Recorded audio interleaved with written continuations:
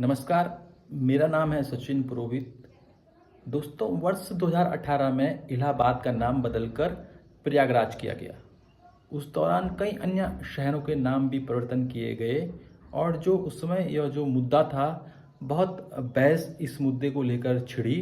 विरोधियों का कहना था जो सरकार ने नाम परिवर्तन किए हैं उसकी आवश्यकता नहीं है, जबकि जो सपोर्ट करते थे सरकार को और सरकार का भी कहना था, साधु संतों का भी कहना था कि जो नाम परिवर्तन किए गए बिल्कुल उचित है, क्योंकि जो शहर थे इनका नाम पहले हिंदू ही था और जब मुगल भारत आए तो उन्होंने इनका नाम बदल करके जो है बदल दिया और इस्लामीकरण इन शहरों का कर दिया।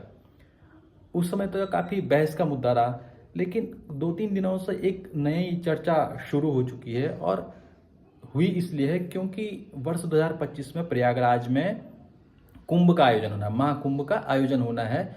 उससे पहले अखिल भारतीय अखाड़ा परिषद के जो अध्यक्ष हैं रविंद्र पुरी महाराज, उनका कहना है कि जो महाकुंभ में स्नान होता है उसका नाम परिवर्तन होना चाहिए और शाही की बजाय उसे राजसी कहा जाना चाहिए।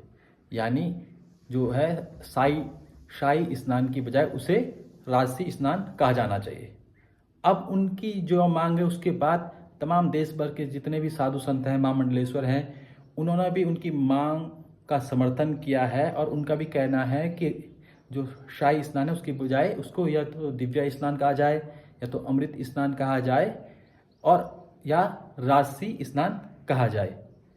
रविंद्रपुरी ने जो अपना इंटरव्यू दिया है, जो उन्होंने बयान दिया है, उसमें उन्होंने कहा है कि जो शाही शब्द है उर्दू शब्द है और मुगलों को रिप्रेजेंट करता है और गुलामी का प्रतीक है, इसलिए इसका नाम परिवर्तन होना चाहिए। और इसी महीने के अंत में जो अखाड़ा परिषद में जितने 13 अखाड़े हैं उनके साथ मीटिंग की जाएगी और इस पर विचार करने की उन्होंने बात कही है।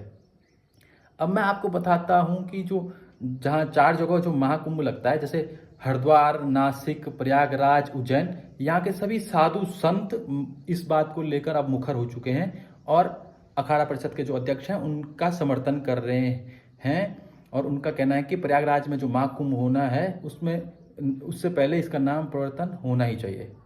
अब यह बात शुरू कहाँ से हुई?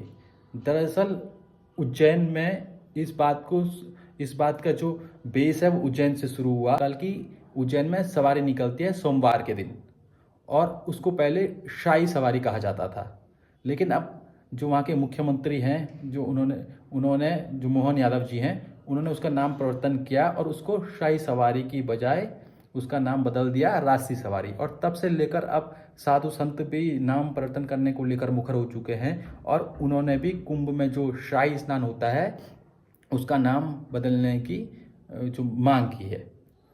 अब शाही स्नान होता क्या है? शाही स्नान होता है जिसमें कि जो साधु संत हैं, जो महामंडलेश्वर हैं या उनके शिष्य हैं, ये सभी स्नान करते हैं, घोड़े सवारियों में आते हैं और उस समय किसी भी अन्य श्रद्धालुओं को स्नान करने की इजाज़त नहीं होती है। पहले जो ये साधु संत हैं, महामंडलेश्वर हैं, तमाम अखाड़े के जितने भी साधु संत हैं ये स्नान करते हैं और उसी के बाद श्रद्धालु स्नान कर सकते हैं। तो ये शाही स्नान होता है और जो प्रयागराज में जो महाकुंभ होना है उसमें भी 5 बार शाही स्नान होना है।